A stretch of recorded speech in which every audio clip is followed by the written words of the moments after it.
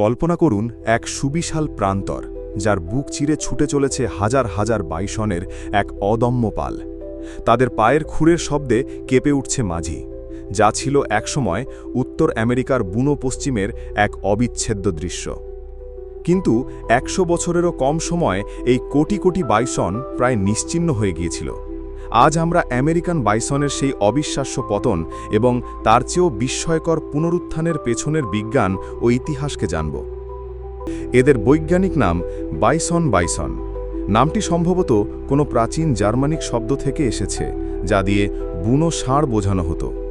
এরা উত্তর আমেরিকার বৃহত্তম স্থলচর স্তন্যপায়ী প্রাণী। একসময় প্রায় ৬০ কোটি বাইসন উত্তর আমেরিকার গ্রেট প্লেন্স জুড়ে বিচরণ করত।